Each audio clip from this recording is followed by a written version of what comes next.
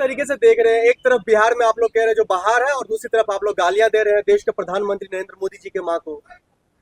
क्या देश में कहाँ बाहर है? कहाँ आपको बाहर दिख गया? गोदी मीडिया का चश्मा पहन रखा है क्या आपने? आज पूरा देश त्राहिमाम कर रहा है। देश जो है पीड़ा में है, हर जगह जो है जल प्रलय ही प्रलय है। जान माल का देश को नुकसान हो रहा है। 43 से ज्यादा लोग पंजाब में मारे गए, 65 लोग उत्तराखंड की त्रासदी में मारे गए। इसी तरीके से बिहार में 7-8 लोगों की मृत्यु की जानकारी है। लगातार किसानों की फसलें बर्बाद हो रही हैं। पूरा आधा देश बाढ़ में डूबा हुआ है और आपको जो है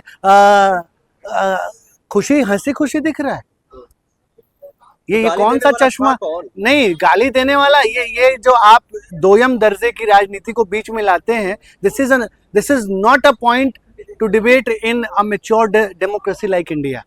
मतलब अब इस देश की राजनीति इस स्तर पर गिर चुकी है कि मतलब अपनी मरी हुई माँ का इस्तेमाल जो है वो राजनीति के लिए किया जाएगा।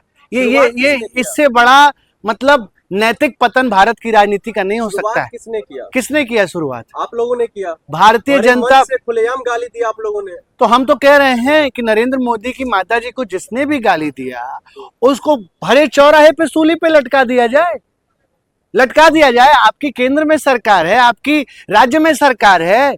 आप ये विधवा विलाप क्यों कर रहे हैं? ये क्या दिखा रहा है नरेंद्र मोदी का? ये कौन सा चरित्र है?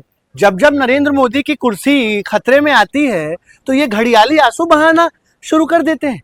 मतलब हिंदुस्तान के इतिहास का पहला ऐसा प्रधानमंत्री है जो सबसे ज्यादा रोता है, हर बात पर रोता है। He is acting like a baby. ये दूध पीते बच्चे हैं क्या नरेंद्र मोदी? नहीं, क्या लोग मतलब माँ को गाली दोगे? कौन माँ को गाली दे रहा है? क्या विपक्ष के किसी नेता ने नरेंद्र मोदी की माताजी को गाली दिया? क्या राहुल गांधी जी ने गाली दिया? क्या तेजस्वी है?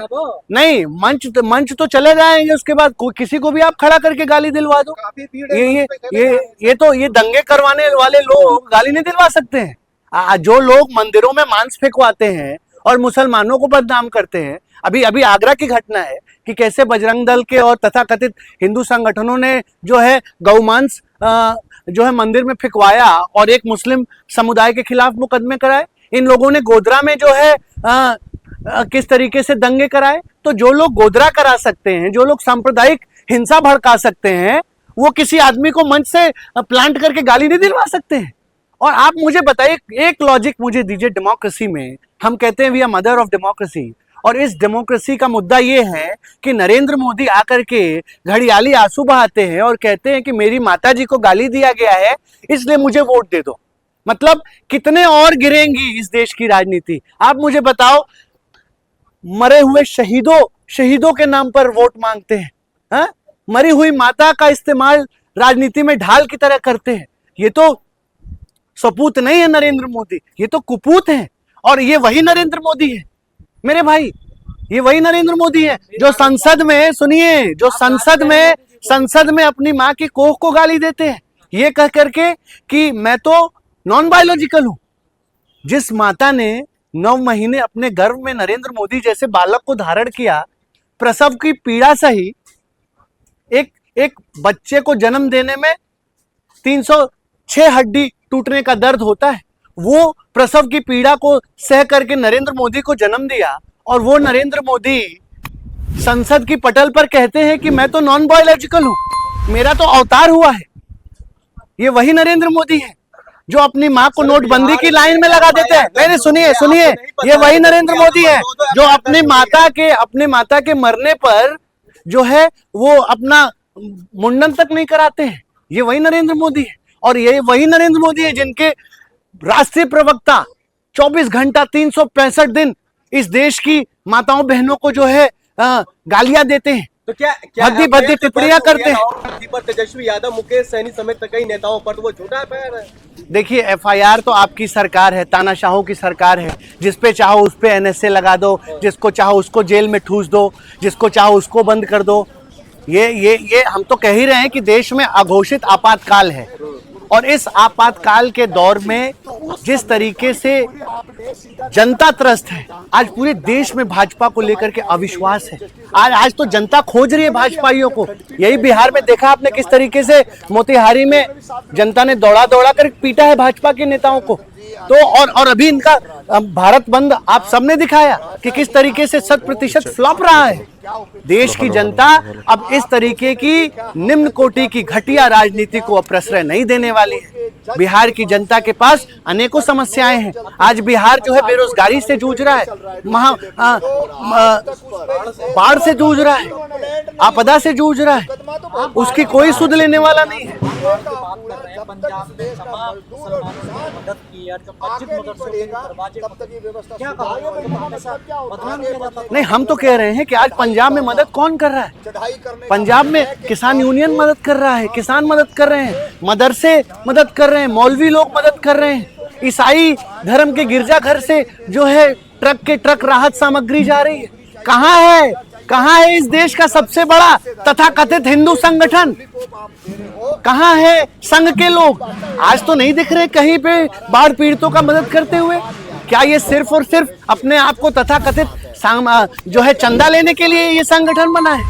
आप मुझे बताइए, किसी संघ के आदमी को आपने देखा एक पैकेट भी देते हुए देखा? नहीं। अब पछतात होत का, जब चिड़िया चुग गई खेत। आज 20 दिन में जब पूरा त्राहिमाम मच गया, जब हजारों करोड़ रुपए का नुकसान हो गया, 10,000 घर तो बह गए हैं किसानों के। 1 लाख हेक्टेयर से ज्यादा किसानों की फसल, जिसमें कपास है, जिसमें चावल है, जिसमें अलग अलग तरीके के, वो सब डूब चुके हैं, बह चुके हैं। हजारों मवेशी डूब के मर गए, किसानों के मवेशी। जो मवेशी डूबने से बचे वो पाकिस्तान की तरफ बह गए, सड़कें बह गई, सेना की गाड़ियां बह गई, और फिर भी आज उस पंजाब का सुध लेने वाला कोई नहीं है। नरेंद्र मोदी ने एक ट्वीट तक नहीं किया। इतना संवेदनहीन प्रधानमंत्री, ऐसा पत्थर दिल प्रधानमंत्री, ऐसा निर्दयी प्रधानमंत्री हिंदुस्तान के इतिहास में नहीं हुआ। कि आज आधा देश जो है वो बाढ़ और जल प्रलय से जो है करा रहा है, और नरेंद्र मोदी के पास इतनी फुर्सत नहीं है कि वो जाकर के लोगों का जो है पीड़ा सुन सके। इससे बड़े शर्म, दुख, पीड़ा, दुर्भाग्य की बात नहीं हो सकती इस देश के लिए। गाली देते थे, जो वो मदद कर रहे हैं मुसलमान, उनके लिए क्या कहोगे? नहीं, मैं तो इस देश के मुसलमानों को इस देश का सबसे बड़ा देशभक्त कहता हूं। आज राहत सामग्री, रिलीफ के जो सामान है वो कहां से जा रहे हैं? नूह की मस्जिदें खुली हुई हैं, मेवात की मस्जिदें खुली हैं, राजस्थान की मस्जिदें खुल गई, और भाईचारा का मिसाल पेश किया है। इस देश की हिंदू सिख भाईचारे को मजबूत करके दिखाया है इन सांप्रदायिक शक्तियों को, कि आपकी आज पंजाब आपकी मदद के लिए जो है मोहताज नहीं है। आज जाकर के देखिए पूरे पंजाब में, जब सरकार नहीं थी तब भी आज पंजाब में जो है राहत सामग्री की ट्रक के ट्रक लगे हुए हैं, जाम लग गया है साहब। लेकिन दुख तब होता है जब नरेंद्र मोदी अपने आप को देश का बेटा कहते हैं, जब नरेंद्र मोदी अपने आप लंबे लंबे भाषणों में कहते हैं कि मैं देश का बेटा हूं। अरे देश का बेटा कहां है आज देश जो है रो रहा है, करा रहा है बाढ़ में। यहां दिल्ली कितनी दूर है नरेंद्र मोदी के कार्यालय से? आधी दिल्ली डूब गई है, पूरा खादर यमुना का डूबा हुआ है। अरे कम से कम अपने राजमहल से दिल्ली वासियों का ही जो है वो हालचाल ले लेते। लेकिन नहीं, ये हालचाल नहीं लेंगे, क्योंकि ये सत्ता परस्त लोग हैं, इन्हें प्यारी है अपनी कुर्सी। और आज तो देश से, जनता से वोटिंग का भी अधिकार छीन लिया। अब जनता कहां जाएगी, किससे अपील करेगी? अब तो इनको वोट का भी डर खत्म हो गया, क्योंकि चुनाव आयोग के माध्यम से ये चुनाव मैनेज कर देते हैं, वोट चोरी कर लेते हैं। तो देश बहुत बड़ी संकट में है। पूरे देश में अघोषित आपातकाल है, भाजपा के खिलाफ जो है अविश्वास पैदा हुआ है, और देश क्रांति के मुहाने पर खड़ा है मेरे भाई जी। जो सनातन का ठेका लेते हैं, जो बड़े बड़े साधु संत हैं जिन्होंने अरबों खरबों का एम्पायर खड़ा कर रखा है, क्या उन लोगों को भी आना चाहिए, ऐसी आपदा में साथ आना चाहिए? नहीं, ये तो बहुत वाजिब प्रश्न है आपका कि क्या मंदिरों में जो ट्रस्ट हैं, जो हजारों करोड़ रुपया जो है चंदा के नाम पर ले रहे हैं और अपने आप को बहुत बड़ा मठाधीश बताते हैं और बहुत बड़ा सांस्कृतिक मठ चलाते हैं, आज वो लोग कहाँ हैं? बिहार में नहीं वो दिखे, हरियाणा में नहीं दिखे, उत्तराखंड में बादल फटा, चमोली में इतनी बड़ी त्रासदी आई, कहीं कोई मंदिर के कपाट नहीं खुल रहे, कहीं कोई राहत सामग्री नहीं है। ये आज देखिए, आज धर्म का बोलबाला है, पूरा देश जो है धर्म की अफीम सुंघा दी गई है और उसके नाम पर पाखंड अंधविश्वास को प्रश्रय दिया जा रहा है।